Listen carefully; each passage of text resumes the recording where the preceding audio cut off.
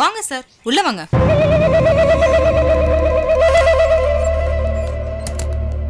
உட்காருங்க சார். வாங்க ரஞ்சித். என்ன பார்த்து பேசணும்னு சொன்னீங்க. அப்படி என்ன முக்கியமான விஷயம்? இந்தாங்க உங்க பாஸ்போர்ட். ஓ, பாஸ்போர்ட்டா? குட். என் பாஸ்போர்ட் வந்தா மட்டும் பத்தாது, குழந்தை வேணும். கேசவ், நீங்க என்ன ரொம்ப தான் நக்கல் பண்ணிட்டு இருக்கீங்க. என்ன ரஞ்சித் திடீர்னு கொந்தளிக்கிற? யாரியா நீ ஒரு கிரிமினல், கொலைகாரன், தலைமறைவா இருக்கிற ஒரு அக்யூஸ்ட். நியாயமா பார்த்தா என் பேரை கட்டால நீ எல்லாம் நடுக்கணும். நான் நினைச்சனா இப்போ உன்னை என்னால அரெஸ்ட் பண்ண முடியும். நீ என்னடானக்க ஒரு அடியால் மாதிரி என்ன ட்ரீட் பண்ணிட்டு இருக்க. குழந்தை போய் கடத்திட்டு வர சொல்லிட்டு இருக்க. ரஞ்சித், குழந்தைய கடத்துறேன்னு நீங்க ஒத்துக்கிட்டீங்க. ஆனா நீங்க அதை செய்யல. தப்பா ஒருத்தனை தூக்கிட்டு வந்துட்டு சிக்கல் பண்ணி வச்சிருக்கீங்க. இப்ப இத எல்லாத்தையும் சரி பண்ணி கொடுத்துட்டு ஹன்சிகாவை என்கிட்ட கொண்டாந்து ஒப்படைக்க வேண்டியது தானே முறை. அதை விட்டுட்டு திடீர்னு ஞாபகம் வந்த மாதிரி நான் யார் தெரியுமான்னு குதிக்கிற. அதெல்லாம் தப்பு ரஞ்சித். பாரு, எது சரி எது தப்புன்னு நீ எனக்கு சொல்லி தர வேண்டாம். நான் நினைச்சேனா இப்போ உன்னை அரெஸ்ட் பண்ணி ரோட இழுத்துட்டு போக முடியும். பாக்குறியா?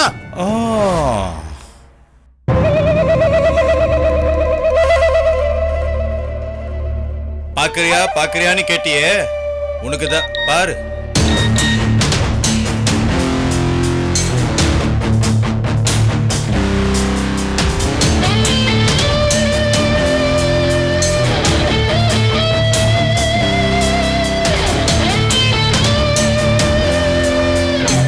உனக்கு அனுப்பின படத்தை அலமுக்கும் அப்படியே அப்பாவுக்கும் அனுப்ப முடியும். நீ என்ன அரெஸ்ட் பண்ண முடியும். நான் உன் கல்யாணத்தையே நிறுத்த முடியும். நான் ஒரு நல்ல வக்கீல் வச்சு வாதாடி வெளில வந்துட முடியும். ஆனா உன் கல்யாணம் நின்று போச்சுன்னா எந்த வக்கீலை வச்சு நீ வாதாடினாலும் அலுமவை நீ கல்யாணம் பண்ணிக்க முடியாது. இப்போ கூட நான் தயாரா தான் இருக்கேன். என்ன அரெஸ்ட் பண்ணிக்கிறதா இருந்தா அரெஸ்ட் பண்ணிக்கங்க.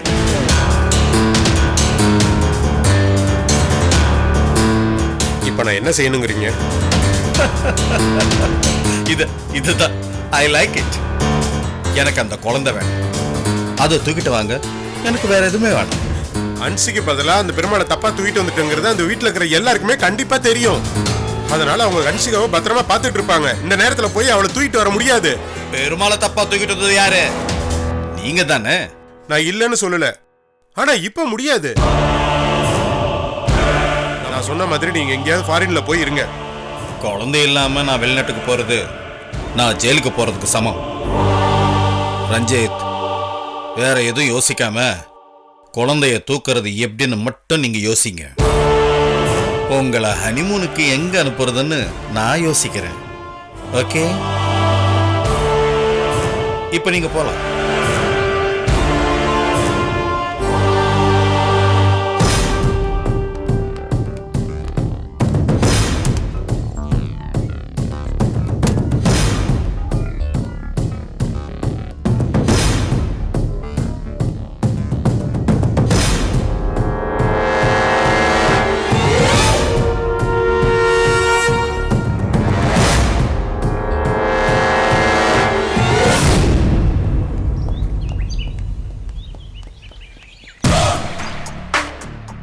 டேய், யாரா அவன்? உன் ஃப்ரெண்டா? இல்ல மச்சி, அன்னைக்கு உன்னை தேடி வந்தான்னு சொன்னல.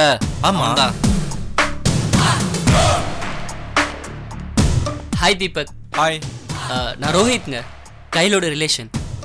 மச்சான், நீ போய் வண்டியில வெயிட் பண்ணு. சரிடா. எனக்கு உங்களை பத்தி தெரியும்.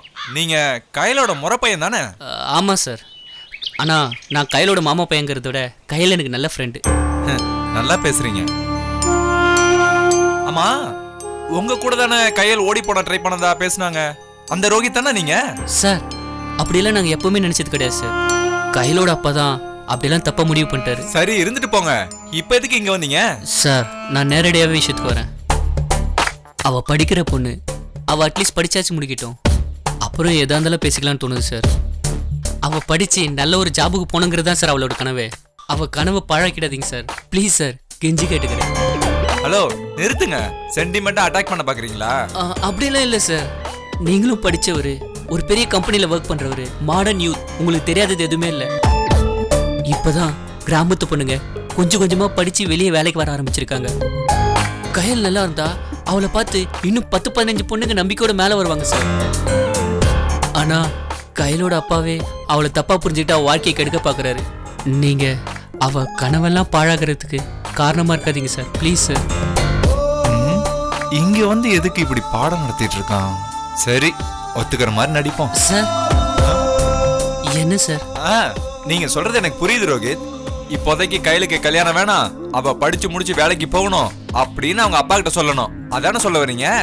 சார் ஆமா சார், தேங்க்ஸ் சார், நீங்க சரியா புரிஞ்சுக்கிட்டீங்க சார். நான் எதிர்பார்க்கவே இல்லை sir, really thank you sir. Control your self. நானும் ரொம்ப கெட்டவன்லாம் கிடையாது. கல்யாணம் பண்ணிட்டு அவளை படிக்க வைக்கலாம்னு நினைச்சேன். என்ன, கயலோட அப்பா தான் இன்னைக்கு வேணான்னு சொல்லிட்டாரு. அதனாலதான் என்னால எதுவும் பேச முடியல. இல்ல சார், நீங்க நினைச்சா நிச்சயம் பண்ண முடியும் சார். கையிலுக்கு ஹெல்ப் பண்ணுங்க சார். இப்போதைக்கு கல்யாணம் வேணாம் மட்டும் சொல்லுங்க சார், அது போதும் சார், ப்ளீஸ் சார். சரி, நீங்க இவ்வளவு தூரம் வந்து கையிலுக்காக பேசும்போது நானும் ஏதாச்சும் பண்ணாதானே சரியா இருக்கும். பாக்குறேன், நீங்க போயிட்டு வாங்க. Thanks sir. தேங்க்ஸ்லாம் எதுக்குங்க ஃப்ரெண்ட்ஸுக்குள்ள? இப்பதான் நம்ம ஃப்ரெண்ட்ஸ் ஆயிட்டோம்ல. நான் போய் எங்க வீட்லயும் கையில் வீட்லயும் பேசிட்டு ஒரு நல்ல முடிவா எடுக்கிறேன். நீங்க நிம்மதியா போயிட்டு வாங்க. எனக்கு ஆபீஸுக்கு டைம் ஆச்சு, ரொம்ப நேரம் என்னால பேச முடியாது. Okay sir, thank you sir. உங்களை டிஸ்டர்ப் பண்ணதுக்கு சாரி சார். இப்பதான் மனசுக்கு நிம்மதியா இருக்கு சார். வரேன் சார். ஒரு நிமிஷம், உங்ககிட்ட ஒரு கேள்வி கேட்கணும். கேளுங்க சார். நீங்க கையில லவ் பண்றீங்களா?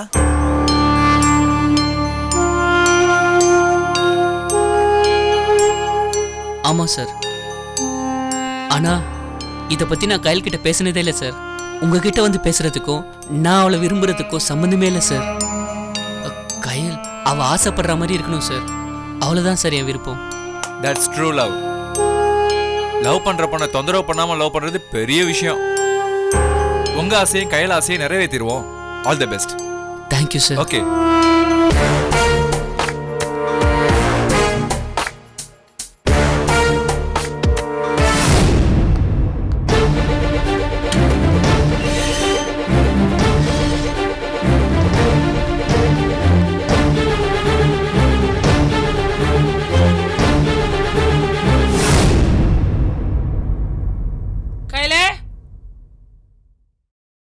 அம்மா, எங்கடி அவ?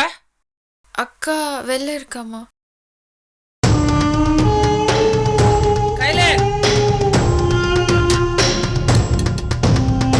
வாடி. அம்மா வாடிங்கறல. அம்மா, போயிட்டு துணிமணில எடுத்துட்டு வா. வேலு, நீயும் கிளம்பு. ஏய், என்னடி திருன்னு முழிச்சிட்டு இருக்கீங்க? கிளம்புன்னு சொல்றல, போய் துணி எடுத்து வாங்க போங்க. ஒரு நிமிஷம். மகாராணி என் பொண்ணுங்களை எங்க கூட்டிட்டு போறீங்க தெரிஞ்சுக்கலாமா? என்ன உங்க பொண்ணுனா உங்க பொண்ணு? அவங்கள 10 மாசம் சுமந்து பெத்த தாயினா அவங்க மேல உரிமை எனக்கு ஜாஸ்தியா இல்ல உங்களுக்கு உரிமை ஜாஸ்தியா? இந்த பார், என் பொண்ணுங்களை எங்க கூட்டிட்டு போறதா நான் கேட்டேன். அதுக்கு இது பதிலே இல்லையே. என்ன வேண்டாம்னு சொல்லிட்டு என்ன பெத்தவங்க வீட்ல விட்டுட்டு வந்துட்டீங்களே, அதுக்கப்புறம் நீங்க என்ன கேள்வி கேக்குறது, நான் என்ன உங்களுக்கு பதில் சொல்றேன்? ஏய் கையில, என்னோட கிளம்ப தானே சொல்றேன். என்னோட வரதுல உனக்கு என்னடி தயக்கம்?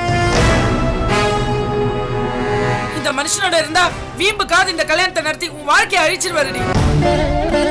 நீ தாத்தா வீட்டுக்கு வாடி, அங்க இருந்து படிச்சு நல்ல வேலைக்கு போலாம். வான்னு சொல்றல, போய் துணியெல்லாம் எடுத்துட்டு வா போ. கையில, நான் சொல்றது புரியலையா இல்ல காதுல விழலையா? ஏன்டி இப்படி நின்னுட்டு இருக்க? போ, போய் எடுத்துட்டு வா. ஏய், உன்னை பாழுங்கிணத்துல தள்ளிட்டு அவர் பாட்டு கப்பலுக்கு போயிடுவாருடி. அதுக்கப்புறம் அவருக்கு இதெல்லாம் பார்க்க வேண்டிய அவசியமே இருக்காது. நீ எப்படி கஷ்டப்படுறன்னு அவர் என்ன பார்க்க போறாரா இல்ல கவலைப்பட போறாரா?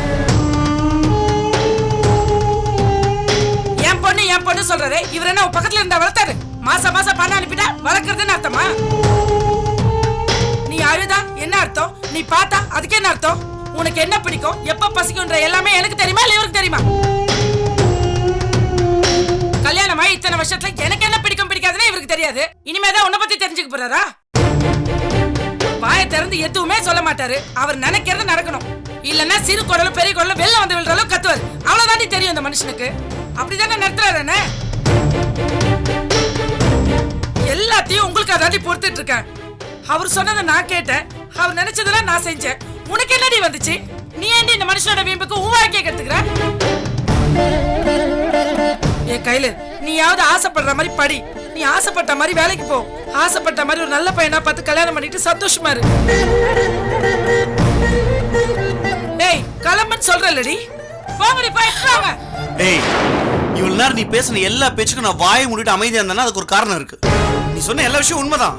நீதான் 10 மாசம் சுமந்து பெத்த, நீதான் பார்த்து வளர்த்த, நான் ஒரு பணம் மட்டும் தான் அனுப்பிச்சு வச்சேன். அதே மீறி ஒண்ணு சொன்ன இல்லையா, என்னை விட என் பொண்ணுக்கு மேல உனக்கு தான் உரிமை தாசுன்னு, அதுக்கும் நான் கட்டுப்படுறேன். உனக்கு தான் உரிமை அதிகம். இப்ப நீ கூப்பிட்டு காயல் வந்ததான் வச்சுக்கேன், நான் தடுத்துருக்க மாட்டேன். தாராளமா கூட்டு போய் விட்டுருப்பேன். அவதான் வரலன்றல. இது பாரு, நீ கிளம்பு. அவ ஒண்ணும் வரலன்னு சொல்லலையே. எனக்கு தெரியாதா நீங்க என்ன சொல்லிருப்பீங்கன்னு? நீங்க உங்க அம்மா கூட போயிட்டா நான் உடனே கப்பலுக்கு போயிடுவேன், திரும்பி வரவே மாட்டேன்னு சொல்லிருப்பீங்க. செத்தாலும் கடலோட தான் சாவேன், திரும்பி வரவே மாட்டேன்னு பயமுறுத்தி இருப்பீங்க. அதனாலதான் குழந்தைங்க பயப்படுறாங்க. ஏய் போங்கடி, போய் எடுத்துட்டு வாங்க, போங்கடி. இது பாரு, நீ என்னை பத்தி எவ்வளவு கேவலமானவா பேசிக்கோ, எனக்கு அதை பத்தி எந்த கவலையும் கிடையாது.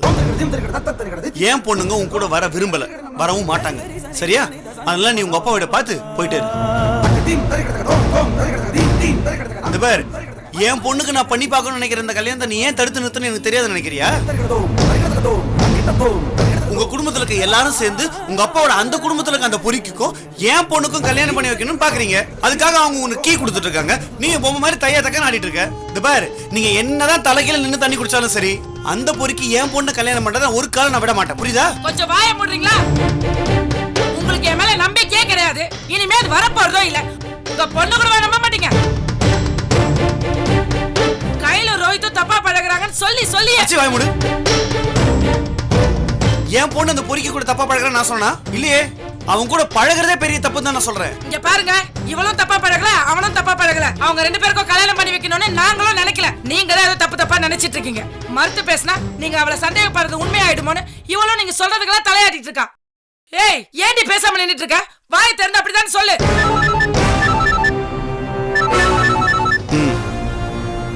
சொல்லுங்க மாப்ள. மாமா, கொஞ்ச நேரத்துக்கு முன்னாடியே ஒரு விஷயம் நடந்துச்சு மாமா. என்ன விஷயம் மாப்ள? சொல்லுங்க. அத உங்ககிட்ட சொல்றது சரியா தப்பான்னு தெரியல. சேச்சே, என்கிட்ட என்ன தயக்கம்? எதா இருந்தாலும் தயங்காம சொல்லுங்க. அந்த பையன் என்ன தேடி வந்தான் மாமா. எந்த பையன் மாப்ள? ரோஹித்.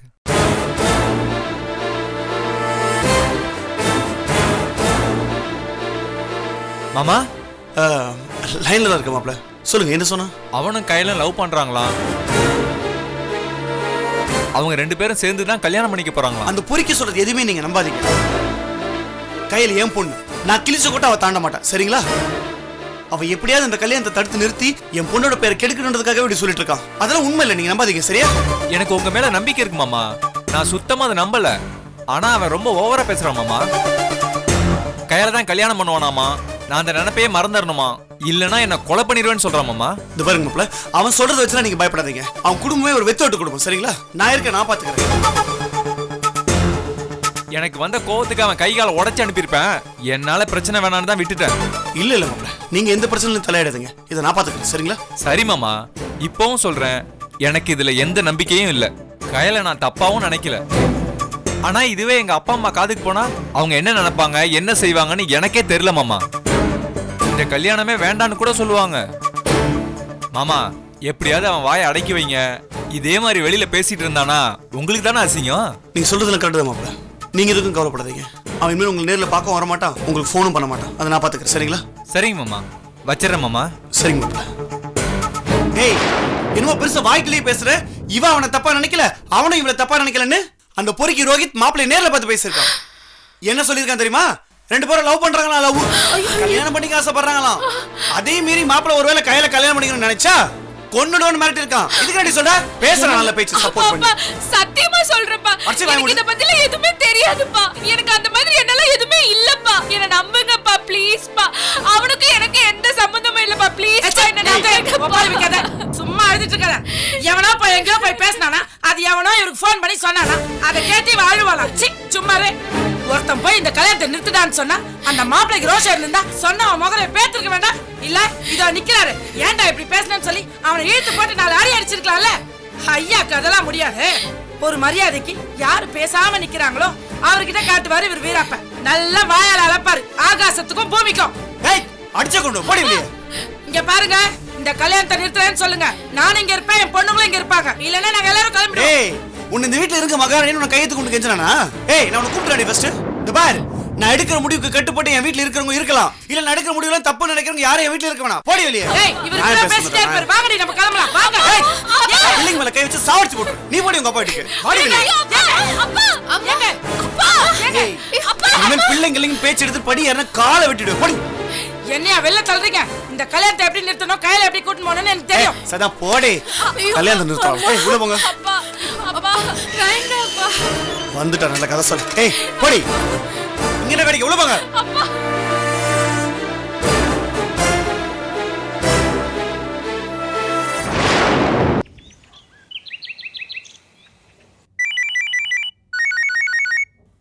அப்பா போன் அடிக்குது. யாருன்னு பாருமா. பேர் எதுவும் வரல, ஏதோ புது நம்பர்ப்பா. கொண்டு வரட்டா? கொண்டு வாம்மா. ஐயோ கட் ஆயிடுச்சுப்பா. அப்படியா? பரவாயில்லம்மா. சார்ஜில் போட்டது போதும். போன் இங்கேயே இருக்கட்டும், நான் பாத்துக்கிறேன். சரிப்பா.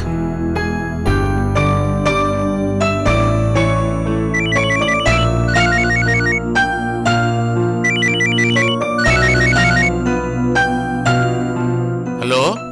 முதல்ல நீங்க என்ன மன்னிக்கணும். யார் நீங்க? நான் எதுக்கு உங்களை மன்னிக்கணும்? நீங்க என்ன தப்பு பண்ணீங்க? நான் நாதனோட அப்பா பேசுறேன். இப்ப நான் மற்ற கேள்விக்கெல்லாம் பதில் சொல்ல வேண்டிய அவசியம் இருக்காதுன்னு நினைக்கிறேன். என் நம்பர்ல இருந்து கூட்டா நீங்க எடுக்க மாட்டீங்க. அதனால தான் நான் வேற நம்பர்ல இருந்து பேசுறேன். தயவு செஞ்சு ஒரு 5 நிமிஷம் நான் பேசுறத கேளுங்க.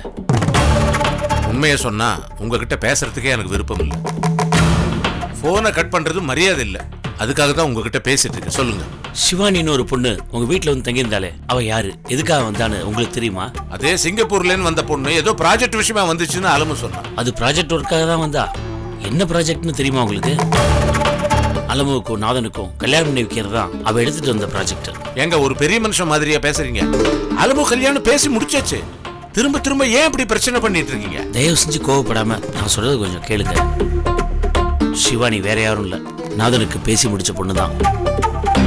நாதன் இப்பவும் அலமு நினைச்சிட்டு இருக்கான்னு சிவானியே எப்படி ஒரு முடிவு எடுத்திருக்கா. இத பாருங்க, என் பொண்ணுக்கு யார கல்யாணம் பண்ணணும்னு ஊர்ல இருக்கவங்க எல்லாம் சேர்ந்து முடிவு பண்ணுவீங்களா? அவங்களுக்கு தான் அறிவு இல்லைன்னா உங்களுக்கு எங்கங்க போச்சு? நீங்க கோவப்படுறதுல எந்த தப்பும் இல்லைங்க. ஆனா நாதன் ரொம்ப நல்லவன். திட்டம் போட்டு அவனை கெட்டவனா காட்டுற மாதிரி எல்லாத்தையும் உண்டு பண்ணிட்டாங்க. அவன் ரஞ்சித்தை அடிக்கவே இல்லை. நான் சொல்றத ஒரு நிமிஷம் கேளுங்க, அது போதும். கட்டிக்க இருந்த பொண்ணே நாதனுக்காக அளவு கிட்ட தூது வந்திருக்கான்னா அவன் எப்படியாப்பட்ட பையனா இருப்பான்னு கொஞ்சம் யோசிச்சு பாருங்க. நீங்க இப்ப எதுவுமே முடிவெடுக்க வேண்டிய அவசியம் இல்லை. ரஞ்சித் நல்லவன் கிடையாது, நாதன் ரொம்ப நல்லவன். இதை மட்டும் மனசுல வச்சுக்கோங்க. கொஞ்ச நாள் அவசரப்படாம கல்யாணத்தை தள்ளி போடுங்க. தன்னால எல்லாமே தெரியும். அவ்வளவுதானே, வச்சிடலாங்களா? சிவானி யாரு, எதுக்காக வந்தா, அந்த விஷயம் அளவுக்கும் தெரியும். எதுவா இருந்தாலும் அளவுகிட்டையும் கலந்து பேசுங்க. தயவு செஞ்சு அவசரப்படாம முடிவெடுங்க. நான் வச்சிருக்கேன் சார்.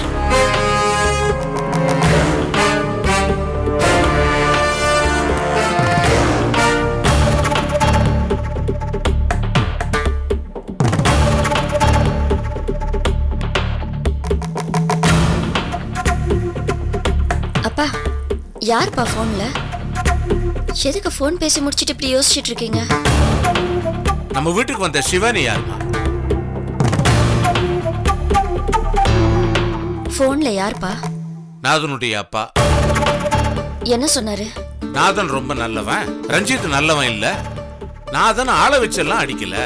எல்லாமே நாதன் பேரை கெடுக்கிறதுக்காக ரஞ்சித் பண்ண சதின்னு சொல்றாரு.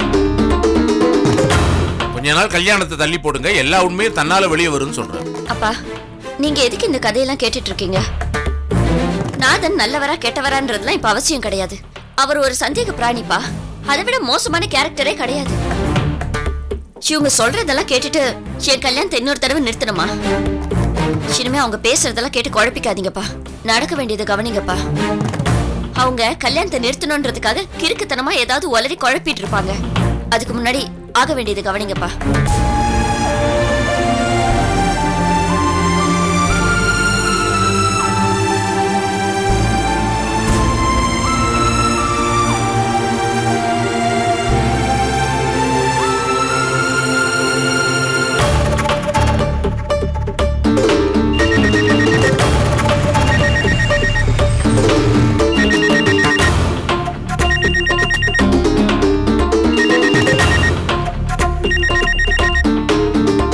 சொல்லுங்க மாமா. ஏதாவது வேலையா இருக்கீங்களா? தொந்தரவு பண்றேன்னா?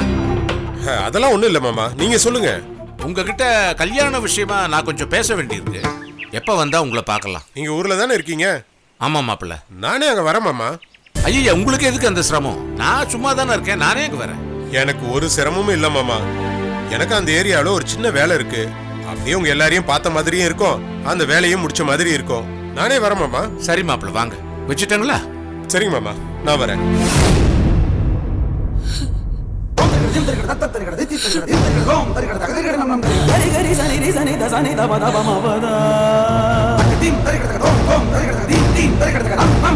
மக மகரி சகரி சனி சனி தனி தபதனி